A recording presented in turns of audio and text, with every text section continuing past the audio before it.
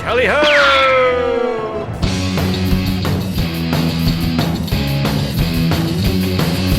Junk food supper. Junk food supper. Junk food supper. Junk food supper. Junk food supper. Junk food supper. Junk food supper. Junk food supper. Junk food Junk supper. food supper. Junk food supper. Junk food supper. Junk food supper. Junk food supper. Welcome to Junk Food Supper. This is the podcast where pretty much every week we get together to talk about crazy, wacky, weird-ass movies. I am Parker, joined as always by Sean Byron in LA. Sean Byron, how are you doing? I'm doing not too bad, all things considered. Well, what things are you considering? Well, I'm considering the movie that we'll be talking about later on the show. Oh, yeah. Specifically. Well, looks like the other shoe is on the wrong foot for you, huh? How it doesn't feel so good when you're on the other end of a terrible movie, huh?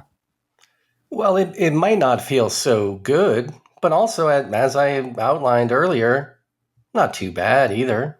You know, okay. Well, all things considered. Okay. All right. Maybe I was a little too defensive here. I mean, it could be that this movie was sold to me as something that I would absolutely hate. Maybe that's why, I went in with my guard up and was able to maintain sanity. Who knows? But I don't know. I'm not clawing my eyeballs out or anything. All right. Well, maybe that's how I should sell every single movie to you from now on. Is you're really going to hate this one. It's called Escape from New York by John Carpenter. Honestly, I think it might be a wise tactic. Okay. I mean, yeah. All right. Maybe so. All right. I guess we'll see how that goes. But have you watched anything else? We're in the home stretch here. Next week, we're going to be talking to Kevin about our top movies of 2023 lists. Have you been boning up? Are you prepared? Well, would you hold it against me if I considered for my list of top movies of the year the television program The Curse? It's on Letterboxd, so I mean, maybe it's a movie. I think, like, a lot of people get upset, like, if a TV show's on Letterboxd. I think that it's perfectly reasonable if the entire run of the show has one director. I think that's a TV show. But if it's a new director every episode, that's a TV show. That's where I draw the line. So I don't know what The Curse has. I know it's probably at least two, right? It's Nathan and Benny Safdie. So maybe that's a TV show. It might be all Nathan. I'm not sure. Okay. It might. I would have to look. But basically, you would not hold it against me. Let's presume it is all Nathan. If it's all Nathan, then that's perfectly reasonable to me. Even if it's Nathan and Safdie, I would say that's good. But if it's if there's more than two, then maybe that's a TV show. I don't know. Okay. Well, I'm not considering it because it's not that good. Okay. All right. But again, also, much like my mood this week, not that bad either. I got to the end of it this week. I was surprised that I was able to catch up in time for the finale, and surprised I came out of the season mildly positive on the entire experience. Are you still only one episode deep? Yeah, I haven't watched any more yet. I've been watching some other shows. Like, I think I'll probably get to it. Like, based on how much I didn't like the first episode, I feel like it's the kind of show that I should probably watch while painting Warhammers and not actually pay attention to at this point. Yeah, I think pay that 50% of attention. Yeah, and there will be scenes that will probably draw your attention where you can put down your little orc man and, point your eyeballs towards the screen. But yeah, probably a lot of it you can just get through osmosis, Yeah, like I didn't really need to pay attention to the whole 20-minute scene in the first episode where they talk about, like, tiny penises. It's like I could just listen to that and kind of glean the gist. I don't have to listen to 20 minutes of improv about the cherry tomato boys. Like, I fucking get it, Yeah, well, and certainly you probably didn't need to lay eyeballs on Nathan Fielder's little crank. That too, yeah. Well, actually, that might have been the highlight of the episode, maybe. Oh, really? Okay, well, I do like I won't peeing. spoil whether or not that little crank becomes a prominent feature on the show, but it might. Okay, well, all right. Well, maybe that's something to get excited about, I suppose. Yeah. I was excited to see No One Will Save You, that Oh yeah, yeah. recent-ish sci-fi horror alien abduction kind of a movie. Hmm. You Yeah. catch Y- this? I did. Yeah, I didn't like it as much as everybody else. Like I think like the first 20 minutes are like a masterpiece and then it just kind of keeps going. But I think it's very good. It's very I like the no talking thing. I think it's got a lot going for it, but I wasn't in love with it the way other people are. How did you feel about it? I was fairly underwhelmed, I gotta be honest. It just felt like pretty much any other alien abduction movie I had seen before. I don't really know that it added very much. And I mean, as much as I like the standard Gralien design, Hmm. in 2023, I am starting to feel like, is it time for a new standard alien design? Like this, I don't know, this look is a little bit played out by now. Yeah, I mean, oddly enough, I feel like the gray aliens don't get a lot of movies about them. Like, I think in pop culture they're probably played out, but there's not like a ton of movies that actually have. It's like Communion, Yeah. this. Alien Autopsy, the Fox special, maybe debatably not a movie, but as gripping Yeah, as most movies. true. So yeah, like on screen, they're kind of, they don't get a lot of screen time. I think, but certainly in pop culture, they're a little bit played out. Yeah. Yeah. But it was not bad. If you're in the mood for something like that, I think it kind of fits the bill. It's kind of, it's got some action beats. Even if it is kind of formulaic and predictable, it delivers some goods. Um, Also saw the Spider-Mans, the cartoons, both of those Oh, Spider-Man cartoons. how did you feel about those? I like them. I actually like them a lot. I don't think Ah. I'm as over the moon as some people. Like, I don't feel like these are the number one and two most incredible cartoon movies of all time. Like, I think some people feel. I feel like the animation is. It's a bit of a mixed bag. Like, on occasion, I thought it looked kind of dumb. Like sometimes when it's just like dialogue scenes between two human characters, it reminded me of that Final Fantasy movie from a million years ago, where it was just kind of Mhm. like uncanny valley, just CG faces talking at each other. But the action scenes were incredible, and I loved how it would change its animation style, especially in that second one where it's like just adopting a lot of cool styles that kind of match the characters that are in those segments. I thought that was great. Mhm. And just the colors looked awesome, and just it's a cool popcorn roller coaster ride type experience. You know, Yeah, I'm glad you like those. I thought maybe you would like those because yeah, the animation is super fun, very inventive. Especially the second one where they work in like Gwen's story has like all those watercolors as opposed to like the yeah, comic booky style and stuff. yeah, and So yeah, I liked Nick Cage's vocal performance as oh, Spider-Man Noir or whatever that was. I thought that was cool. yeah, yeah, that was fun. John Mulaney, I think, is Spider Ham. Oh yeah, That's yeah. that's a fun performance. So yeah, the only thing I don't like about those two movies is that the second one just kind of ends in the middle. I think that's rude.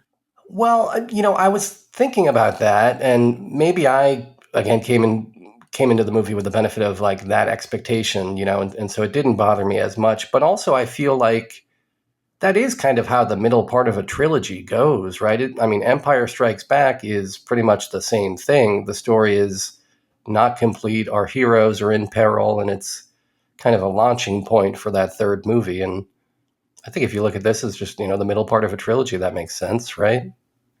Yeah, it feels like I don't know. It just like feels so abrupt. Like in at least like a lot of the stuff happening in Empire, like kind of wraps up that leg of the tour. Like Han is taken away. Luke is now like officially a Jedi. Like there's like some stuff that denote a chapter break. To whereas in this, I don't think there is. Like I think it's just like okay, we ran out of time. We gotta take a break, kind of a thing. But I think once I see the third part, like if I watch them all back to back or something, like I probably will no longer have this criticism. Like once it's a full movie, I think I won't mind. Well, good news for you. You've only got to wait, what, 15 years or something, I feel like. They keep delaying this thing. Yeah, it was supposed to come out in like March or April, and now it's like the end of summer or something like that. So I guess we'll see. Damn, dude. Well, and speaking of Nick Cage, the final thing that I saw was Dream Scenario, which I did something that I never do. Coming off the heels of proclaiming I was going to spend less money on streaming, I plopped down $20 for a single movie on a digital platform and watched Dream Scenario. What is Dream Scenario? Oh, well, that's the new Nicolas Cage film starring Nicolas Cage as a man who is appearing in people's dreams. Have you not seen this trailer? No, I have not. He's like a regular schmo. He's like a professor at a college or something, but not like a big deal kind of a guy who one day just discovers that, random people, some people that he knows, even people that he doesn't know, report to him, "Hey, I recognize you from my dreams." And it turns out he's just showing up in everybody's dreams and he doesn't know why. And then it kind of goes from there. But I loved it. Really loved it. It's kind of a newish director. I don't have the name here, but I think it's a foreign dude who did maybe a couple foreign pictures that people liked, but not a guy that was on my radar before this came out. He was smart, I guess, to pair up with Nick Cage, a guy that will get him on my radar. And I thought the result was incredible. If you like, things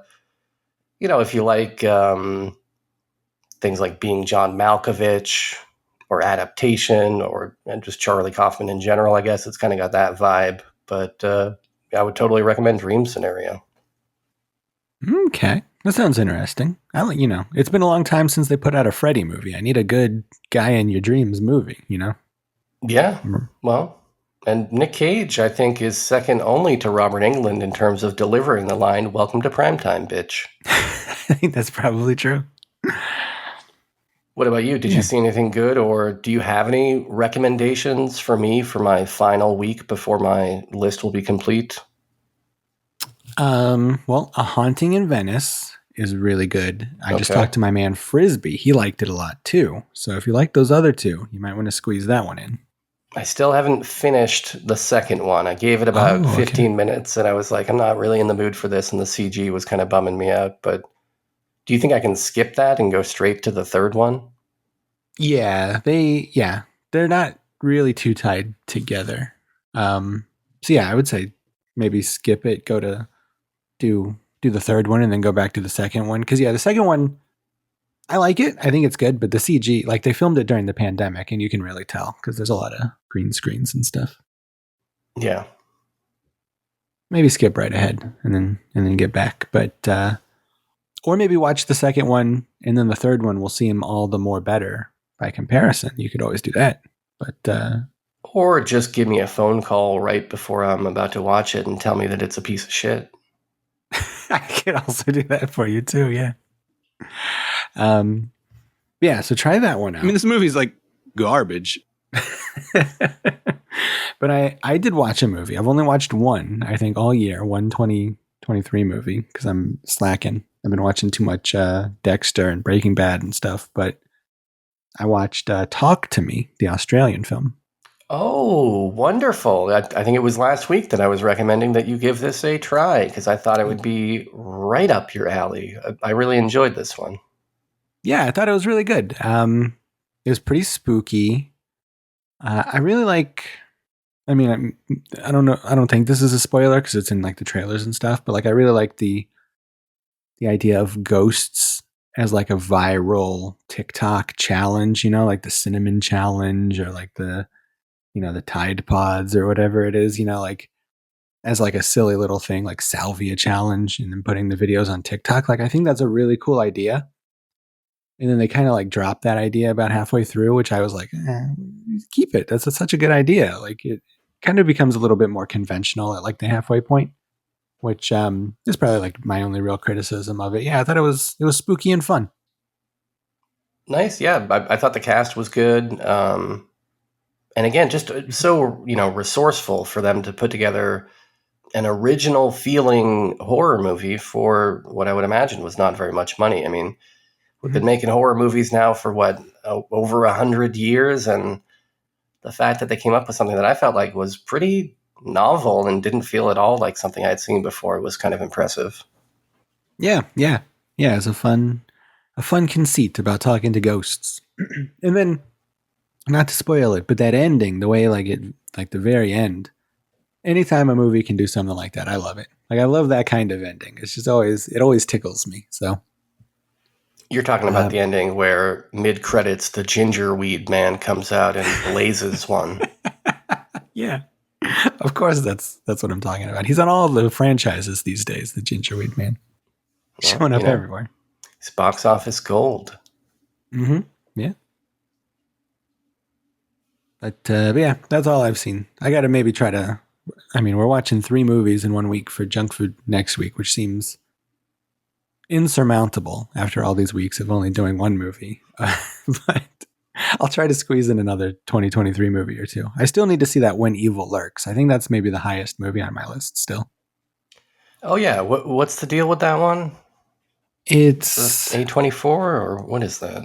I don't know. It's like a South American movie. I'm not sure which country of origin, but it's like a very spooky, like demon movie. It was released theatrically for at least a few weeks here, so it might be A24. Like it might have some studio behind it, but yeah, it was. I think actually maybe Shudder was behind it. Yeah, Shudder and IFC. Yeah, so I've heard nothing but good things about that one, so I want to try to check that one out. Yeah, it looks cool. From Argentina. Ah, there you go. I like their steaks. Yeah, well, the stakes are high in this movie. I mean, it's a matter of good versus evil, life and death, you know? Sure, of course, yeah. And maybe there might be a vampire. Who knows? Where evil lurks could be a vampire, and then there'd be stakes of a different kind. Wooden ones, you know? Lots and lots of stakes. A vampire attacks a beef farmer in this movie. I mean, it's really Las crazy. Vegas? Indeed, lots of stakes. Damn, dude. Well, speaking of stakes, I've got a segment for you that I'm about to, launch upon you because I very consciously did not reveal to you, Mr. Bowman, what my plan was for this segment on top of the show. But it's a game show. It's a little game show segment with very high stakes that I'm calling the IMDb Parents Guide Game Full Moon Edition. And I hope this is exciting for you. Yeah. But basically, the concept is I'm going to give you some clues from the actual IMDb Parents Guide of a Full Moon feature. If you're able to guess the movie, initially it's going to be worth 3 points per movie. But as I give more and more clues, I'm going to dwindle down those points. So after I give you what I feel like is an appropriate amount of clues, I'm going to cut that down to 2 points and then later cut it down to 1 point. But there's a lot of entries in this Parents Guide. Okay. A lot of these full moon movies are pretty similar, so this might be difficult, but I've seen so many of them that if anybody's going to do well at this, it's going to be me. I've got confidence in you. Unfortunately, you don't have anybody to play against here on the show. Son of a bitch. I was thinking of calling up Kevin and seeing if he wanted to play, but he's not answering his phone at the moment. But hopefully, listeners at home, maybe they'll play along in their heads and compare their performance with yours, Bowman. But without further ado, the first movie that we're going to be talking about here got an R rating from the MPAA. It's rated R for strong graphic horror/fantasy violence, a strong sex scene with nudity and strong language. And that's what the MPAA says. Now, let me give you a clue or two from the Parents Guide, things that happened in here. Okay. We see 3 severed heads in a man's bed. Blood is visible. I don't know if that does anything for you. Not so far. Well, what about a man is killed by leeches? Substantial blood is shown. Graphic. That's an extra little word in parentheses at the end. Graphic. Graphic blood.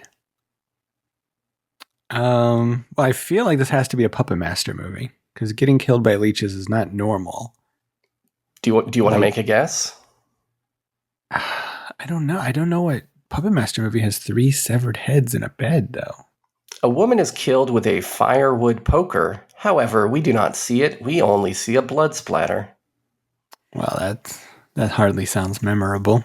I don't Well, know. what about a man committing suicide by shooting himself in the mouth? There is a blood splatter behind him. Graphic. Okay, this is definitely Puppet Master 1 then. Who's the best bowman of all I'm giving time? you 3 points for this. Congratulations. It is Puppet Master 1 from 1989, I believe. Yep. Yeah. Okay. You nailed that. Yeah, that poker scene, it does happen on screen, kind of. They just don't show the impact. So I was thinking it was like an off-screen kill that we only hear about. So that kind of threw me. But yeah.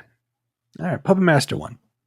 Could be that, this Parents Guide dude was watching some sort of bogus cut of the movie, some sort of TV edit. Maybe he's watching it on an aeroplane.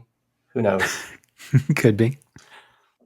But next up, we have a movie that is rated PG-13 for reasons that are not specified, but I will give you some clues here. So start off with an easy clue or a not very helpful clue. Towards the end, there's some insinuation about one character showering together with another. Okay. All right. Only the insinuation. Yeah. Okay. 4 uses of the word fuck. Okay. In a PG-13 movie? I guess so, yeah. Right. Multiple uses of shit, bitch, bitchin', dickin', god damn it, ass, kick your ass, don't piss me off, pissed, I'll see you in hell, and what the hell? All right. That's a lot of vulgarity for this PG-13 movie in which a punk band is singing in a club and the lyrics are questionable. The lyrics are questionable. Is this, if I guess, am I like out? Like, is that how this game works, or do I get more than one guess? We'll give you 3 guesses. How 3 about guesses. that? Is it Trancers? Man, you are killing this game. You're getting 3 points. Wonderful. Who's the best bowman of all You're the best time? bowman of all time. It is Trancers, yeah. Excellent. I do remember that punk rock band from Trancers. I did not realize it was PG-13. Yeah, from 1984. Okay. PG-13, certificate number 27593, dude. Come on. Perfect. The next movie is rated R in the United States, although I think there is an unrated cut as well. Okay. First clue, a man's testicles get assaulted. Sounds like my kind of movie. All right. All right. A prostitute's breasts and full frontal nudity are shown during a sex scene. Oral sex is performed on her. Okay. All right. Now, a third one that is listed separately from the other 2. A man's testicles are assaulted. Okay. It does say that in 2 different parts of this page. One use of the word fuck. The main character is drunk in one scene. Is this the film Castle Freak? Dude, you are getting these with an alarmingly vague amount of clues. I love Full Moon. What can I tell you? I thought I would have to go into the ones where the clue actually says things like the Castle Freak bites the nipple off a character. And then you would be, is it Castle Freak? Okay, let's do a little bit more of a tricky one here. So this one is rated R. And it contains a few softcore sex scenes.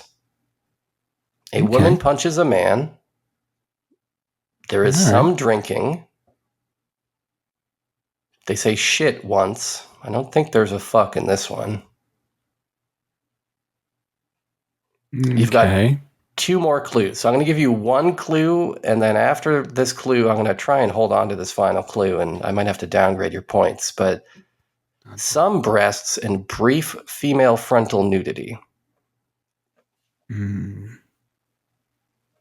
don't know yet. That's like all the Full Moon movies so far. Well, you've got 3 guesses. You don't want to risk one? All right, let me risk one. Puppet Master 3. I remember there being breasts and nudity and stuff. This is not Puppet Master 3. Oh. No way. Well, now I think we have to downgrade you to 2 points. Some people are shot with a laser gun. Oh, I don't know. I think I might need another point. There's some of the science fiction-y stuff. That's maybe a little bit of a blind spot for me sometimes. The year is 1994. The year the movie came out? Yeah.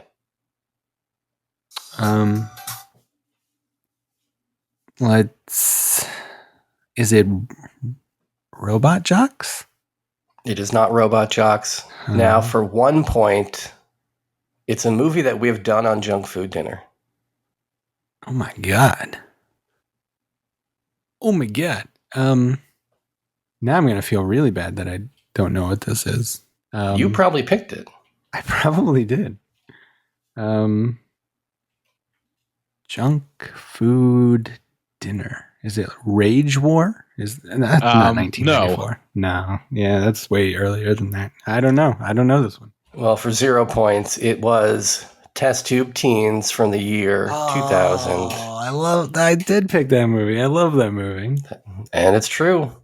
Some people are shot with a laser gun. It's true what they say. That's true. That is definitely one of the least signifying things you could say about that movie, though. There's a lot of time travel, like robots. There's a fake Terminator. There's maybe one laser gun that shoots one time. So that's a pretty tricky one. That's a tricky one. Yeah, well, and there's some drinking, Well, this next one is even more tricky because this is rated PG for monster-related action violence. Sex and nudity, there's none. Alcohol, drugs, and smoking, none. Is this that one? I think Severed Heads, that Richard Elfman movie. Is that the name? No. Shrunken Heads. I mean, no. Okay. The monster attacks a few people. This is so vague. Well, I guess maybe all of them have been vague, but yeah, the vagueness was not a challenge for you before this entry. Yeah. The monster attacks a few people. It's a monster in this movie. There is a monster, a famous monster of film. Famous. Okay. Well, now you're leading me astray. It's not Frankenstein.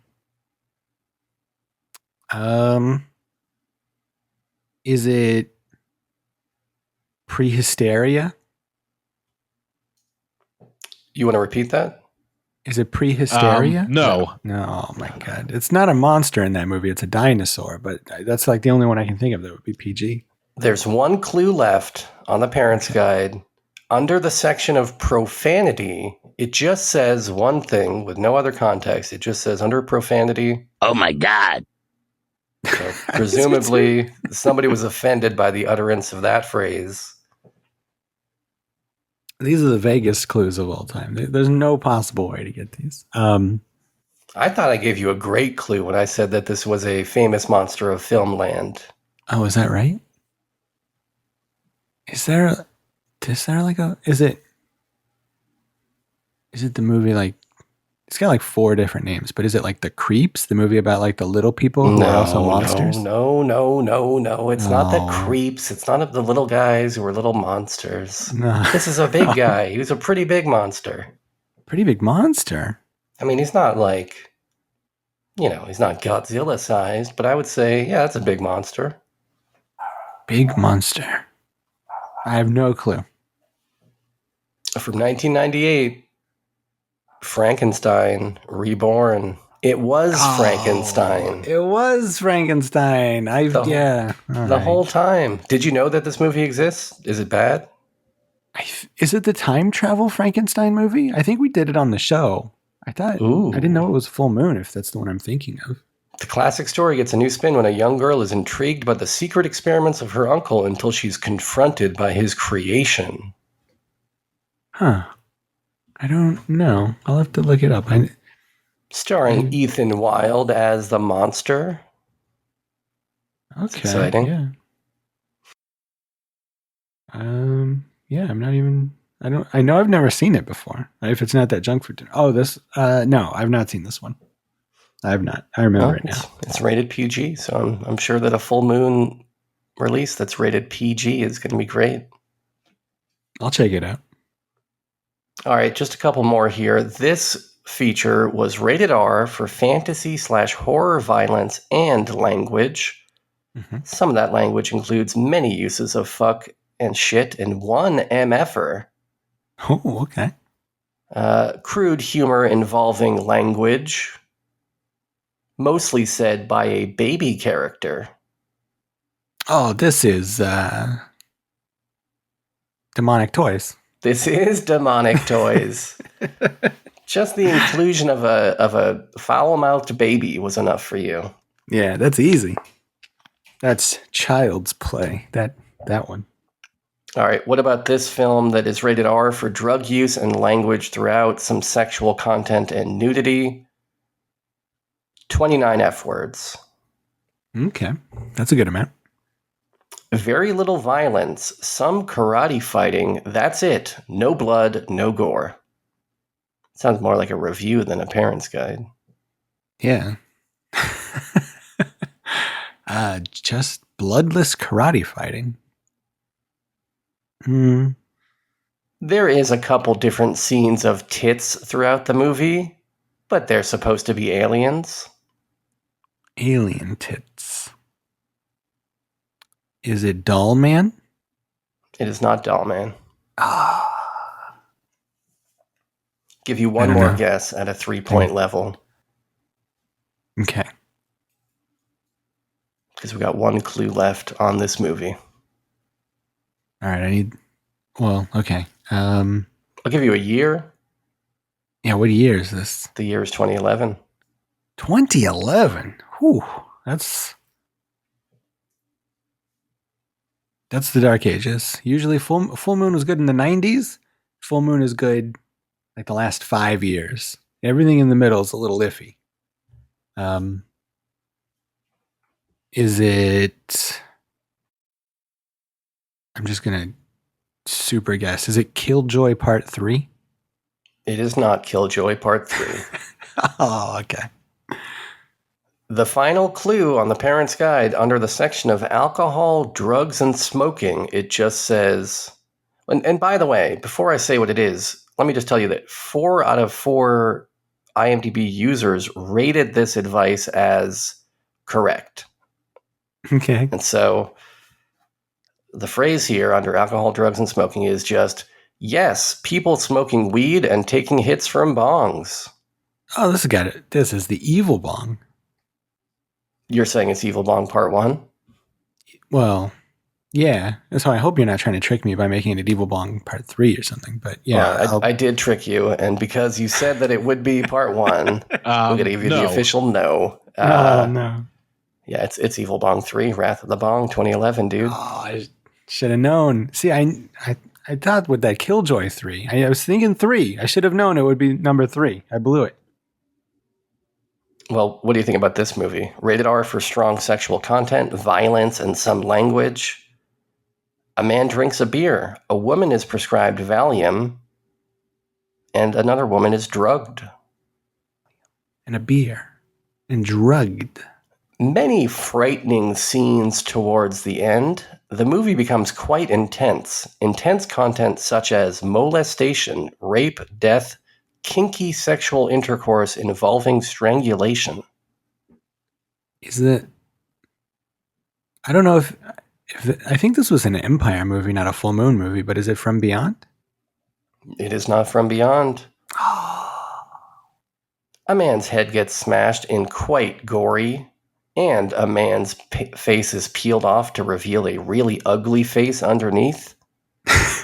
Like just like an unattractive man, like a slightly more unattractive guy. It's kind of a harsh judgment. Yeah. Many scenes involving sexual intercourse. No nudity except for one bare breast. One solo bare breast?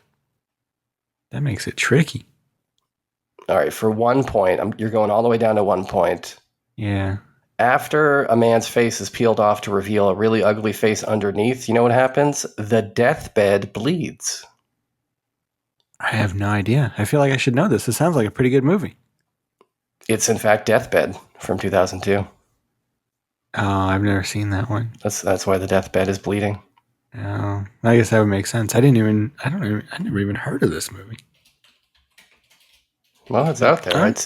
Isn't there another one from like the 80s that's like something, the bed that eats people? Is it just called Deathbed, the bed that eats people? There's another one that's like not an empire or not a full moon. Yeah, I know about that one. That's like, yeah. I know I can see the VHS cover of that one in my mind. But well, all right, fair enough. Yeah, you got me on that one. All right, well, final one. This is too good to skip. This movie was rated R for violence, language, and sexuality. First clue, a Playboy magazine is seen briefly twice. One of those times, topless woman is seen from the side. Also, a vagina and a butthole are shown from behind. Vagina and a butthole are shown from behind? Yeah, that's the number one Parents Guide listing on this movie. An actual butthole is in this movie? It's not clear to me because the second listing on here says a man and a woman are seen in bed together. No nudity. Lasts maybe 6 seconds. Okay. But those could be different scenes. I guess there's one scene where they wanted to point out that people are seen in a bed together, even though that presumably takes place in the same movie where we see a butthole from behind. Yeah. Is it Unlucky Charms? I don't even know what the hell that is, dude. It's like a leprechaun movie. It's like all these like sexy like pinup model naked like Playboy models get together in a mansion, and then like a leprechaun shows up and terrorizes them. So that because you said there was a Playboy, I thought maybe it was that movie since it's about like Playboy ladies. But no, it's not that. No, but under the section alcohol, drugs, and smoking, not much. A bum appears drunk. That's something. Okay. Well, a bum does appear drunk from time to time. I have no clue. What can I say here without completely giving it away? A woman is seen in a bikini. People are chased by the subject of this film, as you might expect in a horror movie. A character tries to impregnate a woman so she can birth his demon lord. The woman is seen in a bra, but the character is stopped from doing anything. This is mentioned later a few times. A demon lord? I feel like this might be... Oh, might be what? I feel like this might be one of the Killjoy movies. Those movies kind of get crazy. Is it... I will reread that sentence with the character not obscured. Okay. A baby doll tries to impregnate a woman so she can birth his demon lord. Oh, is this Demonic Toys Part 2? Dollman versus Demonic Toys. Okay, yeah. Is that the same thing? That's a different thing. Well, I mean, technically Dollman versus Demonic Toys is Demonic Toys Part 2, and then there's a Demonic Toys Part 2 that came out afterwards, which is technically Demonic Toys Part 3. I was thinking that one, but I will gladly take the points on a technicality. No. Kevin's not. I mean, I would have been willing, but Kevin's not willing. So you got, what did you get? You got 4 out of 8. Not too bad. Okay. Yeah, that's not bad. Yeah. Yeah, not I'm bad proud of at all. myself. That's pretty good. Some of those were pretty, I've seen, if I were to consult Letterboxd, I think I've seen probably 75 full moon movies. So the fact that you even found some that I hadn't seen to get some of these for is pretty outstanding. So you had to look hard to find some obscure stuff. So I'm pretty proud of myself here. I think that's by my calculation, I think you won the game. I think you performed best out of anybody that was playing today. So congratulations. And thank you. Yeah, I'm impressed. I'm gonna have to rewatch that Dollman versus Demonic Toys to see that butthole. I know, yeah. Do a YouTube video where you You chronicle the appearance of the butthole, much like those breakdowns of the end of Teen Wolf and the testicles. I'll do a reaction video where it's just my face like shocked at when the butthole pops up. I love it. I'm proud of myself. That was a good game. I hope everybody out there did well as well. And perhaps even this person who left us some voicemails did well while listening. I hope that's the case. Would you like to check in with our voicemail, Sean? Yeah, absolutely. I knew it. We got one. It's from our man down under here. Hey guys, it's Tom from Adelaide. How you doing? Yeah, look, and barring some kind of lottery winner or something like that, I will not be making it to the meetup in March, which is sad because I really wanted to stay in those poopy toilet hotels with you guys and go see the chick from Species and cash a hemstridge. But alas, I'm on the other side of the world and finances aren't great. Oh well. Yeah, Sean, I'm really glad you enjoyed talking to me. It means I didn't waste all my time just, yapping on at you guys, incessantly about it. It's a really good film, and yeah, I'm glad you dug it. Parker, man, you really got to get onto that Yorgos Lanthimos a bit more than The Lobster, man. Check out Killing of the Sacred Deer and also the new one, Poor Things. They're both fucking awesome. And I am currently in the middle of watching The Favourite, and it's pretty good so far. I'm off to a 45th birthday party tonight, which, you would assume might be dignified given the age and all of that, but no, it's at a pub, and it's my ex-housemate, and, I know he's going to go crazy. So, pray for me for Sunday morning.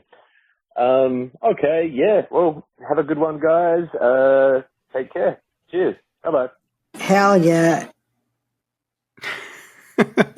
Yeah. Hell yeah, Tom. We all like Talk to Me here. And yeah, it's a bummer you won't be able to make it, but understandable considering you live on the other side of the earth.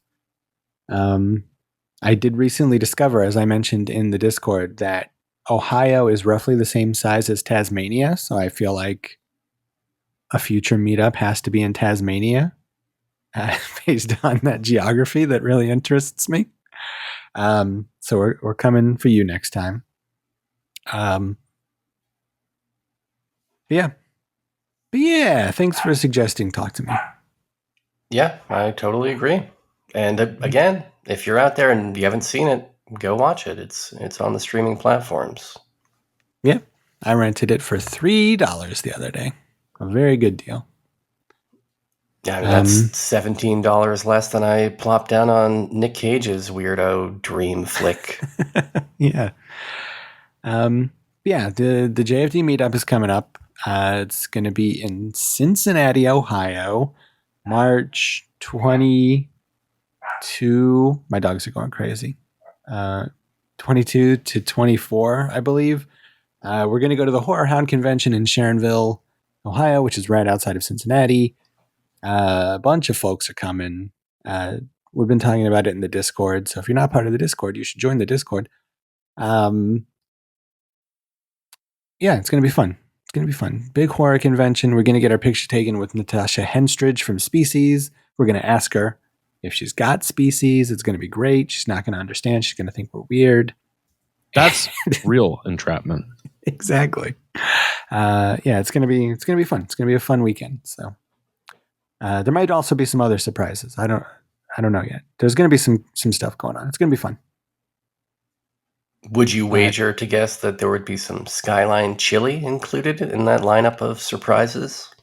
Well, yeah, there's definitely going to be Skyline chili. Me and Kevin were talking about places to eat today.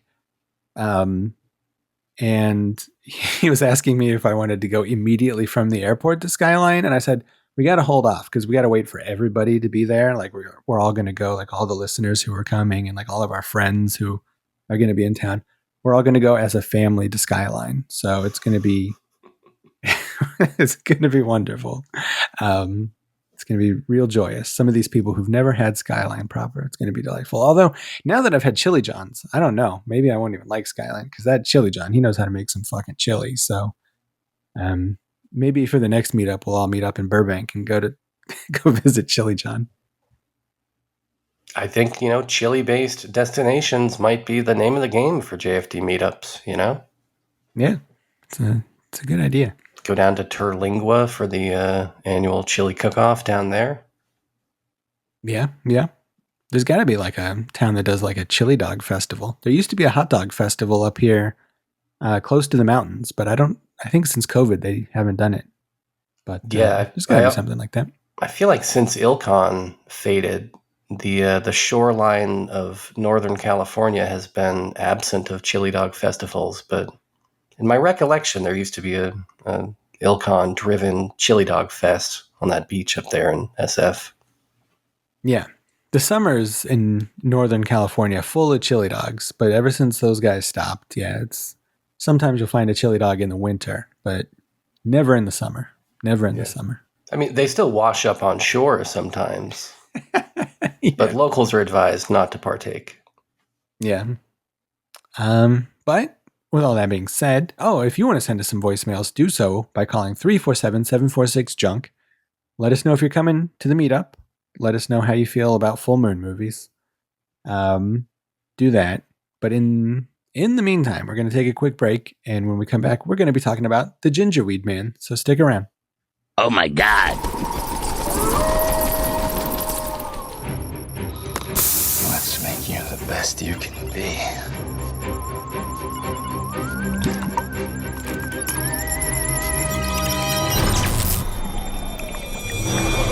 I did it!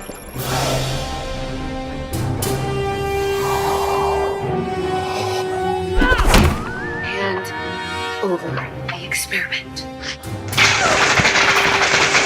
I don't have time for your games.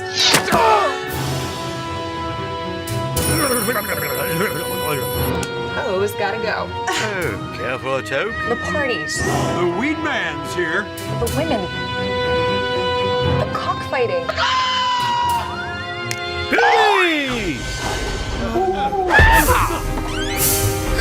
All of these things are cutting into the business we're trying to build. Tally ho!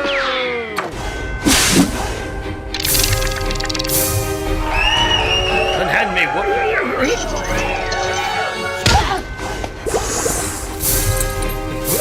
what's this?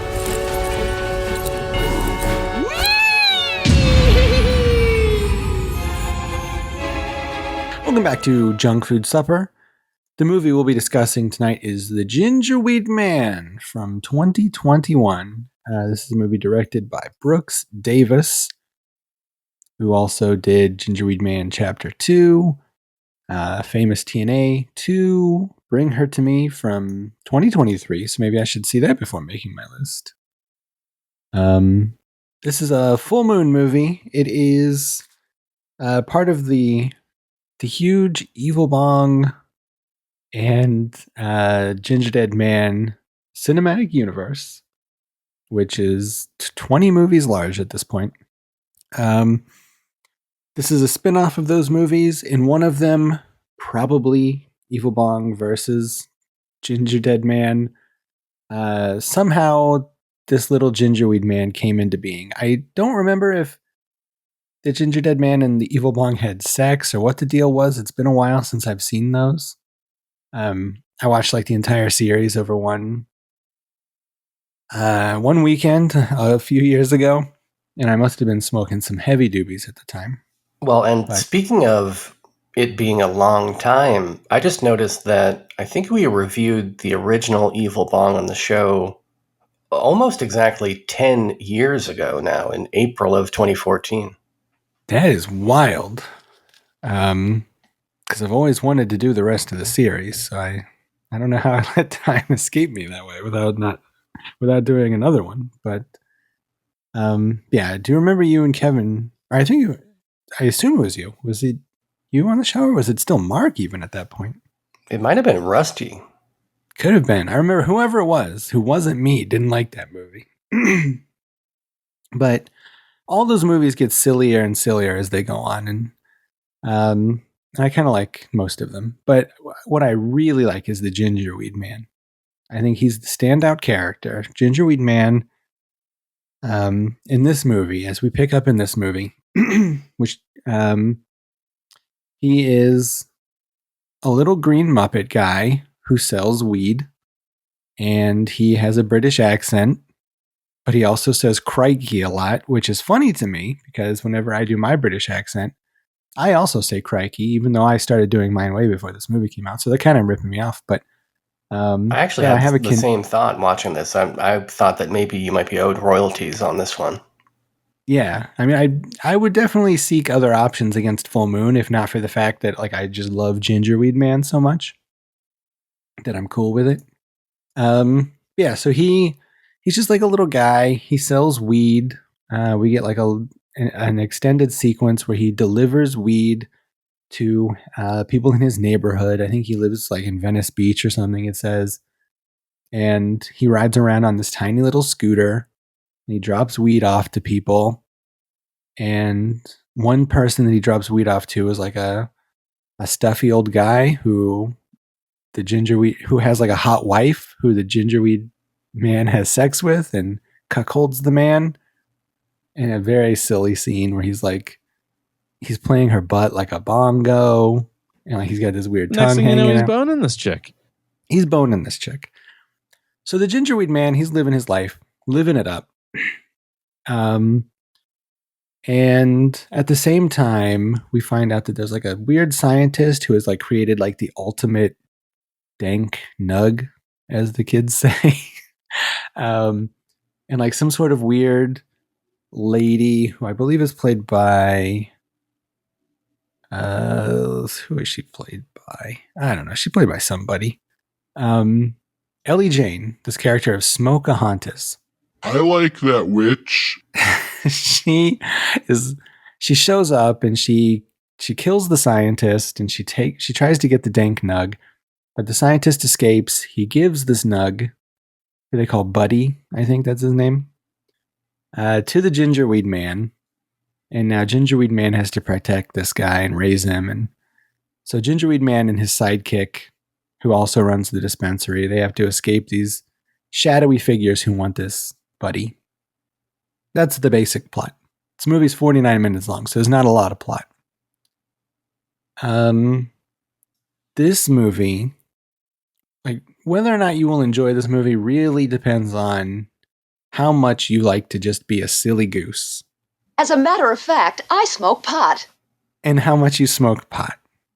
Now me, I don't smoke a lot of weeds, but I'm very high on the silly scale.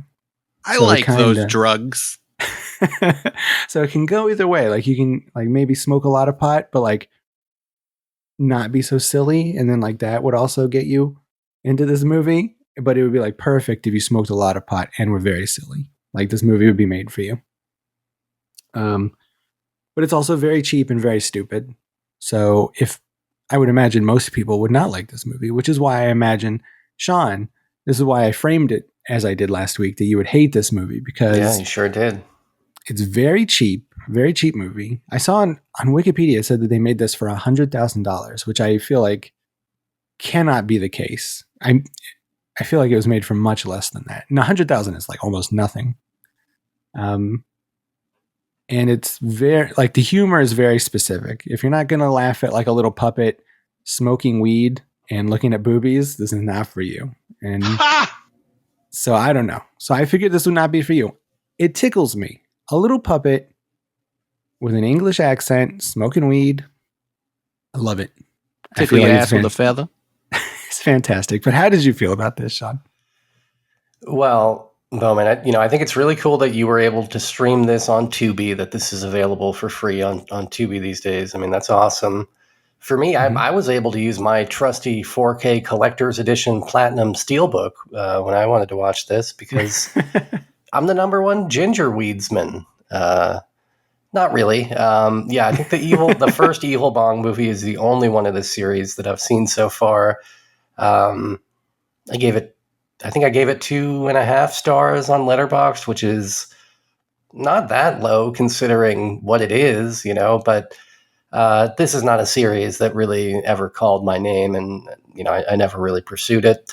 So not being too familiar with this franchise, I do feel like I kind of missed out on some sort of origin story that might maybe explain why the Gingerweed Man's mouth is animated like those old segments on Conan O'Brien where Robert Smigel's lips would be behind a photoshopped photo of some celebrity. You know what I mean? Yeah. It's weird that they do that because the lips aren't like human lips like in the Conan thing. I think it's the lips of a different puppet that can move. So I have no idea what's going on with that effect.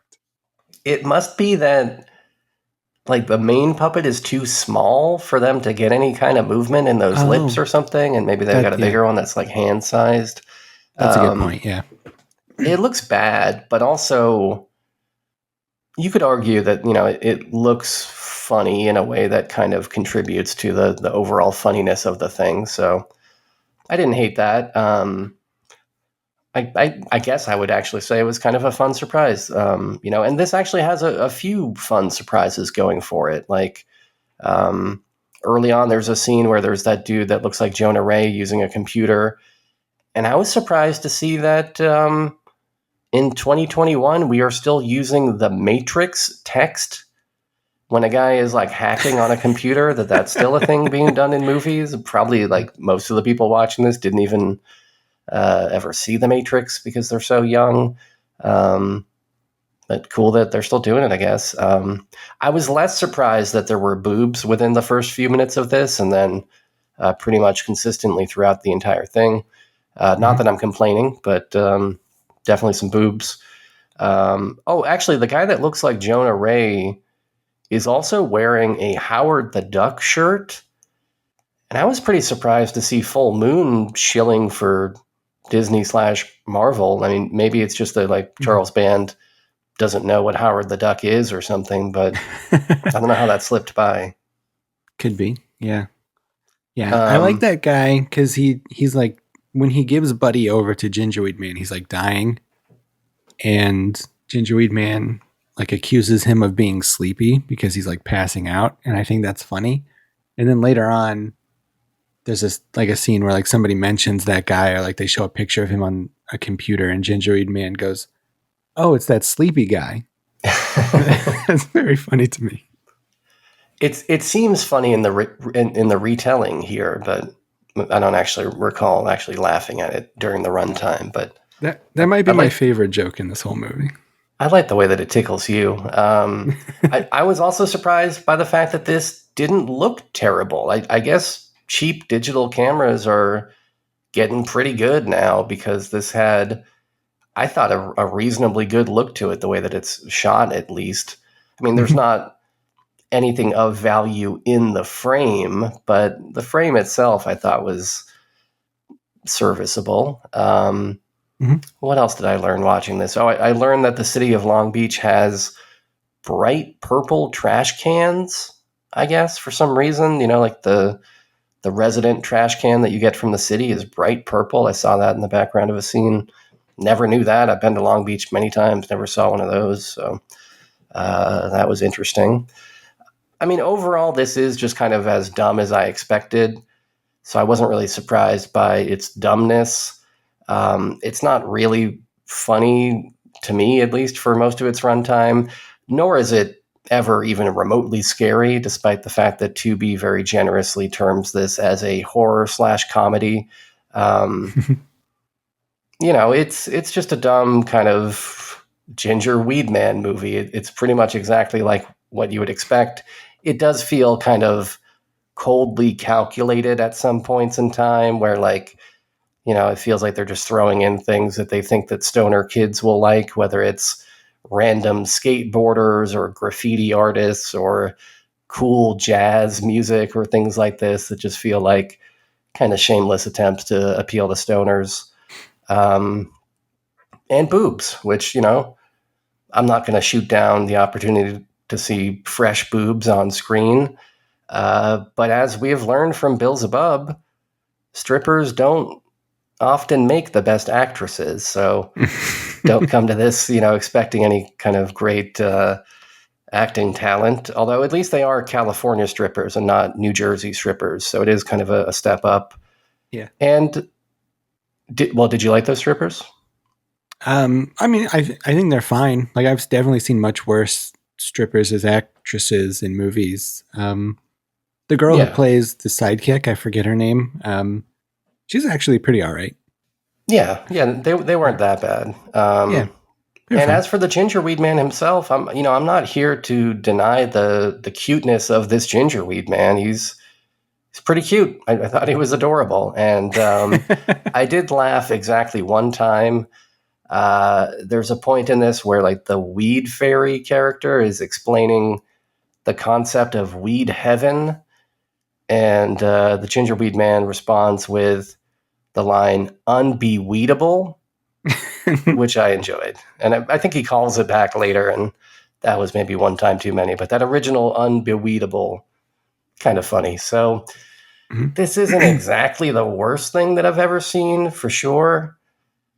It just kind of has really nothing to recommend about it other than its very short runtime and the fact that it could have been much worse. So I don't think I'm in a rush to see this sequel that I guess came out the same year as this. I think the sequel is also 2021, but if you picked it for the show and assuming it's also 45 minutes or so, I'm sure I would survive it.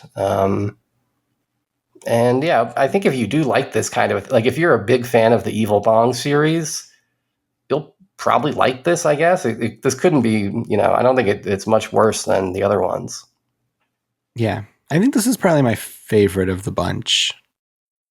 Probably. I think there's an Evil Bong movie where they go to like Vegas or something that's kind of fun, but yeah, that's impressive. I mean, despite the fact that it has no big celebrity cameos, right? Like there is no Tommy Chong in this or anything like that. There's not a Doug Benson. Yeah, no. Some of the Evil Bong movies get fun cameos. Like I think Tommy Chong's in one of them. That one guy from Fast Times who says, "I can't wait a minute. You've made me late enough already." He's in like all of them. Darcy the Mail Girl's in a couple of them. Like, yeah, some of them have fun cameos. And then like Gingerdead Man shows up in a bunch of them. I think Tim Thomerson shows up in one, maybe like Jack Death from Trancers. So yeah, there's fun cameos in some of those. But the second part of this is actually only like 20 minutes long or something, which is a little bit on the short side. But this is something that Full Moon does now, which I think really plays to their strengths, is that they'll put out like serialized movies, like rather than put out a 90-minute movie or whatever, like they'll put it out like this, where they'll put out like, this is 49 minutes long. They'll put out the 49-minute part of it. And then like a month later, they'll release, another 45 minutes or another half an hour long part. They do that with these. They do that with the new Demonic Toys movies. There's like, they rebooted Reanimator, and there's like 4 of those, and they're all like 30 or 45 minutes long. And I think that really plays to their strengths, because if this was 90 minutes, I would probably not like it, because it is kind of just the one joke and you can't really stretch it out like that. And so I think that releasing movies like this, where it's like a half an hour or 45 minutes once a month, really plays to their strengths. And I think that that's part of why I've been enjoying what they've been doing lately so much. Yeah, I mean, in the age of streaming, you might as well. I mean, it's not like you need to fill a consistent time slot or, worry about, theater owners complaining that you tried to put out a 22-minute movie or whatever. Like, yeah, it can be any duration. And I actually think that like short films are kind of undervalued, because there's a lot of times where maybe it's late at night, maybe 90 minutes is too much for me, but I kind of want to watch something that's, 30 minutes to an hour or something before I go to sleep. Like I'm often in that situation where I don't have a ton of time, but I do want to see something. And so, yeah, I love the fact that we are getting more of that now, where even, like TV shows seemingly can be whatever length they want if they go, straight to streaming. And yeah, why not let movie studios just make random weird short films if that's what they want to do? Yeah. I think all the Full Moon stuff is, I think they put it first up on their Full Moon streaming service, and then after like a month or two, they'll put it on like Tubi and Crackle and all those places to rent, which seems to work out pretty well for them, I think. I don't know. Yeah, it's a good model. Yeah, to just like you said, like if you've only got 20 minutes, yeah, go ahead and watch Gingerweed Man Part 2. That's all it takes. You just watch it, giggle twice, and you will have spent your time wisely, I feel like. Yeah, I mean, as opposed to doing what Tom from Australia did, bro, you paused Yorgos Lanthimos, The Favorite, halfway through to go to a birthday party for your... Come on, man. Jeez, you got to watch that thing in one sitting. Well, Yorgos needs to start releasing his movies this way, If The Lobster was 45 minutes at that hotel and then 45 minutes in the woods, I feel like I'd like it a lot more if it was split in two that way, but... Yeah, that might be true. Well, take a cue from Charles Band. Before we watch Killing of a Sacred Deer, which is not my pick for next week, but eventually we will watch it, let me just tell you, it's awful. You're going to hate it. It's going to be one of your worst experiences watching a movie of all time. Okay, well, all right. This does sound horrible. But do watch it with those expectations in mind. Okay. Yeah, but I guess that wraps it up for Gingerweed Man. Like I said, I do own a little Gingerweed Man statue. I got him when we were all in Vegas last year. Did he watch the movie with you? He did. He's always there in my living room with me. That's one thing I did want to mention is that I got little Gingerweed Man at the Tom Devlin Monster Museum in Vegas. Tom Devlin is the guy who did all the effects in this movie, like the puppet effects and special effects, which is why he had so many Gingerweed Men's in the museum, like actual screen-used Gingerweed Men's. So that's kind of cool, I guess. But I love having that little Gingerweed Man in my house. I think he's cute. Yeah, well, who wouldn't? He's unbelievably cute. Yeah. Next time I go to that museum, I'll get you one too, so that you can have one for the home. So I can represent my fandom. Mm-hmm.